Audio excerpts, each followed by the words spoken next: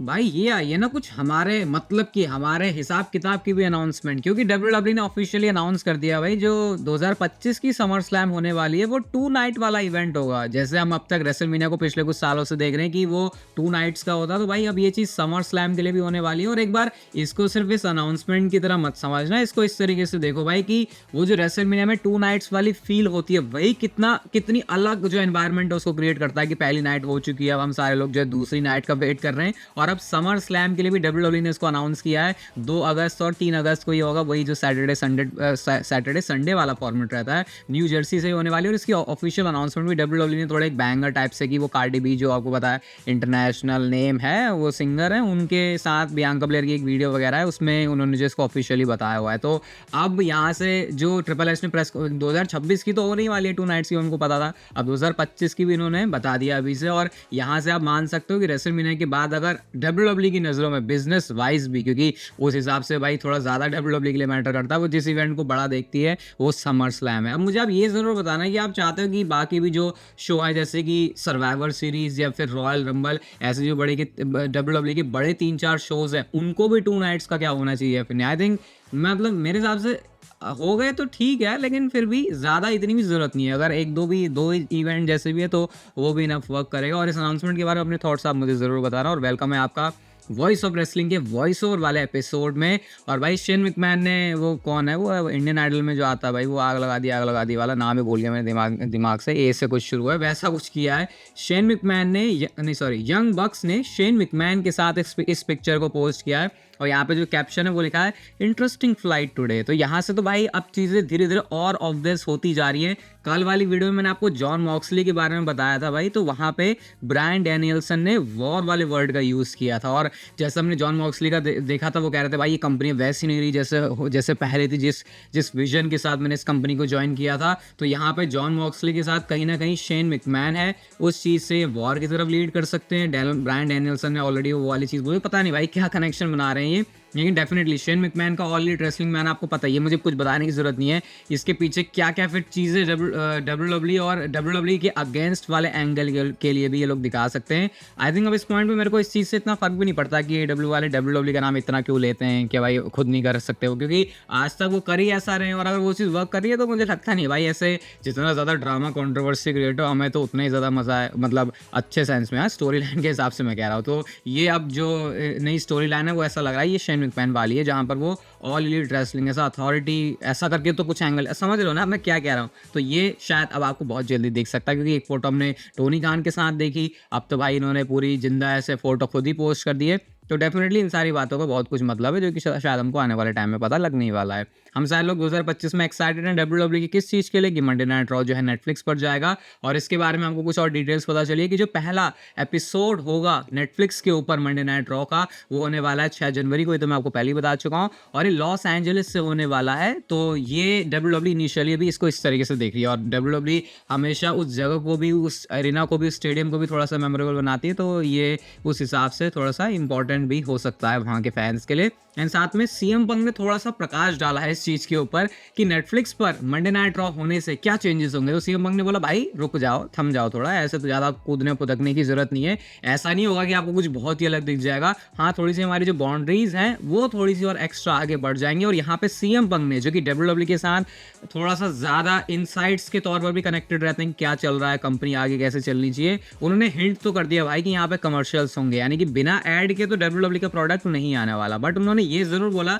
कि आपको मैचेस के बीच में शायद कमर्शियल ना देखने को मिले। तो जैसे हम कहते नहीं भाई बढ़िया मैच भी है तो बीच में वो ऐड ब्रेक डाल देते हैं, तो वो थोड़ा सा मोमेंटम टूट जाता है कि हम पूरे उस जोन में घुसे हुए होते हैं, तो फिर ऐड आके थोड़ा सा मामला खराब हो जाता है। तो शायद डब्ल्यूडब्ल्यू कमर्शियल्स डालेगी, लेकिन ऐसे ही जैसे एक पूरा सेगमेंट हो गया उसके बाद एक कमर्शियल डाल दिया, तो वो चीज़ फिर अच्छे तरीके से वर्क कर सकती है। डब्ल्यूडब्ल्यू को एड्स भी मिल जाएंगे और फैंस को ज़्यादा परेशानी भी नहीं होगी। हालांकि डब्ल्यूडब्ल्यू के लिए थोड़ा सा बेकार हो गए, मतलब नेटफ्लिक्स के लिए होगा बेकार, क्योंकि जब मैच के बीच में कमर्शियल आता है तो बंदा उठ के नहीं जाता, लेकिन जब मैच के बाद दूसरे सेगमेंट के लिए उसे पता है भाई अब तो कुछ होगा नहीं, 3-4 मिनट तो ये करने वाले हैं ऐसी टाइम पास, तो फिर शायद वो जा सकता है। तो जो भी है भाई थोड़ा स्वीट स्पॉट पे होगा सब कुछ। अब अगर जेकब फाटू के बारे में अंडरटेकर भी तारीफें करने लग रहे हैं तो शायद इसके बाद आपको उन पर कोई भी डाउट करने की जरूरत नहीं है। ब्रॉक लेसनर से कंपेयर कर दिया भाई अंडरटेकर ने। वो कहते हैं लास्ट टाइम मैंने किससे देखा था, शायद ब्रॉक लेसनर को, लेकिन फिर ब्रॉक लेसनर के बारे में बोलते हैं भाई कि चलो उनका तो यूएफसी के हिसाब किताब से भी थोड़ा वैसा फिगर था ना जिसको जानने में या जिसको देखने में लोग इंटरेस्टेड होते हैं। लेकिन जेकब फाटू वो बंदा है जिसने इतनी जल्दी आके लोगों के दिमाग में डर खौफ पैदा कर दिया, और इस बात के लिए अप्रिशिएट करते हैं उनको, साथ में कहते हैं कि भाई गलत भी कैसे हो सकता है, वो बंदा है भी समवन। तो अंडरटेकर के लिए ने तो काफी हाई प्रेज रखा है जेकब फाटू के लिए। अभी मैं ये देखने में इंटरेस्टेड हूँ कि रेसलमेनिया तक उनको स्पेशली रेसलमेनिया में कैसे डब्ल्यूडब्ल्यूई कार्ड पे फीचर करती है, क्योंकि अब जिस तरीके से उन्होंने उनकी प्रेजेंटेशन दिखाई है यहाँ से भाई कुछ गलत तो मत ही करना, क्योंकि वैसे भी इतना ऑर्गेनिकली स्टार्स को बिल्ड करना मुश्किल होता है, बट वो चीज़ जेकब फाटू के साथ बहुत ही ज़्यादा आसानी के साथ हो रही है। लिव मॉर्गन को भाई छोटे छोटे डर्टी डोमिनिक भी चाहिए अपने घरों में। तो एक इंटरव्यूअर ने उनसे सवाल पूछा कि अच्छा भाई कैसा होगा कि अगर तुम्हारा जो घर है वो लिटिल डर्टी डॉम से भरा हुआ हो, तो कहते वाह ये तो बहुत ज़्यादा क्यूट होगा। कह रहा है अभी धीरे धीरे स्लोली चल रहा है, आगे देखते हैं अभी और क्या क्या होता है। तो वो तो काफ़ी ज़्यादा इस आइडिया को लेके ओपन है, एंड ये अच्छा लगा भाई मुझे। जैसे डोमिनिक मिस्टीरियो और लिव मॉर्गन जो है हमेशा अपने के फेव में ही रहते हैं। वो कहते हैं भाई बाहर में जाए तुम्हारी पब्लिसिटी या डब्ल्यूडब्ल्यूई के मीडिया में जाकर रिप्रेजेंट करना, हम तो भैया हमारी जो स्टोरी लाइन है हम तो उसी हिसाब से चलेंगे। यहाँ पे एनएक्सटी के बारे में भी कुछ बता देता हूँ आपको। तो एनएक्सटी CW नेटवर्क पे आएगा अगला जो एपिसोड होगा, और बहुत टाइम के बाद जो येलो वाला जो पैकेज किया जाता है एनएक्सटी को, शायद वो चीज़ अब नहीं होने वाली। जैसे हमने स्मैकडाउन के केस में देखा, उन्होंने काफ़ी थीम ग्राफिक लोगो जिस तरीके से विजुअल्स आते हैं स्मैकडाउन के सबको चेंज किया। तो एनएक्सटी भी एक बहुत बड़े चेंज के साथ जाने वाला है। बहुत सारे लोगों का कनेक्शन उस येलो भी नहीं बोलना चाहिए, गोल्ड बोलना चाहिए। लोग ऑफेंड हो जाते हैं कि भाई येलो कैसे बोल दिया, वो तो गोल्ड है एनएक्सटी का। लेकिन शायद अब उस चीज़ से डब्ल्यूडब्ल्यूई और कुछ आगे देख रही है। अब देखते हैं भाई वो प्रेजेंटेशन कैसे होती है। मेरा तो बहुत इंटरेस्ट था भाई कि विजुअली वो चीज़ कैसे दिखती है, क्योंकि डब्ल्यूडब्ल्यूई है ही क्या, सिनेमा है, ड्रामा है, तो क्या चीज़ कैसे दिख रही है वो काफ़ी ज़्यादा मैटर करती है।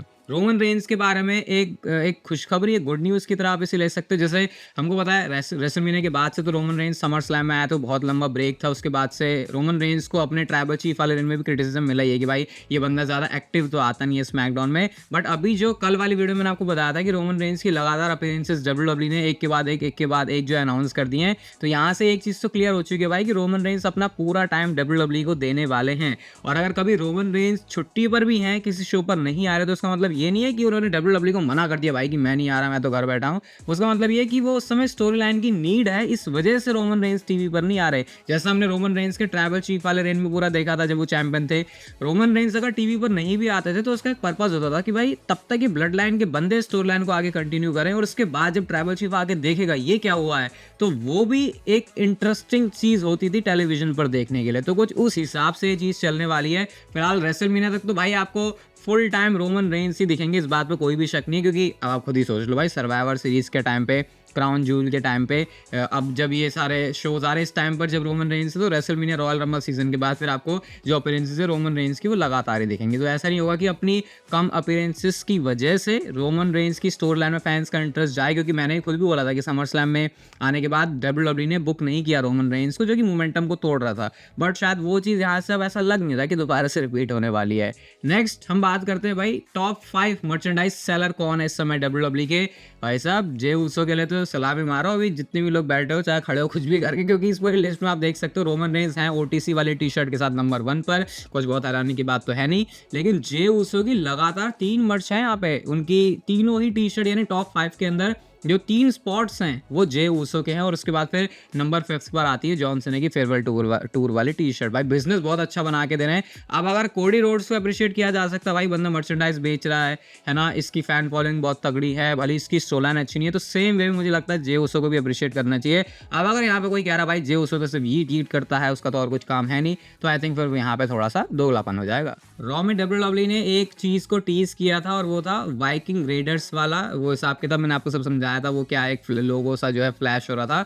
अब इसके बारे में थोड़ी और हमको कंफर्म करके चीज़ पता चली है कि बहुत जल्दी जो आईवार और एरिक हैं वो आने वाले हैं डब्ल्यूडब्ल्यूई टेलीविजन पर, और इस बार वो वॉर रेडर्स वाले नेम के साथ आएंगे। अगर मैं सही हूँ तो मेरी याददाश्त बिल्कुल सही है, तो शायद इसी नेम के साथ वो एनएक्सटी ब्रांड में भी कम्पीट करते थे, फिर उनको वाइकिंग वाला नेम दे दिया था, कुछ तो बहुत अजीब नेम भी इनको दिया था। तो अपनी जो ओरिजिनल चीज़ हैं उनके ऊपर शायद ये लौटने वाले हैं। और किसी ने तो लिखा था भाई, शायद कमेंट सेक्शन में लिखा था वीडियो के नीचे कि भाई कितनी बार जो है रीपैकेज कर दिया गया है इन वाइकिंग रेडर्स वॉर रेडर्स को, ही करते हैं और बाद में जो है काम खराब हो जाता है। बट होपफुली वो चीज़ इस बार नहीं हो रही उनके साथ। रिकोशे ने भाई एक थोड़ी सी कंट्रोवर्शियल स्टेटमेंट दे दिया और अपना थॉट मुझे इसके बाद ज़रूर बता सकते हो।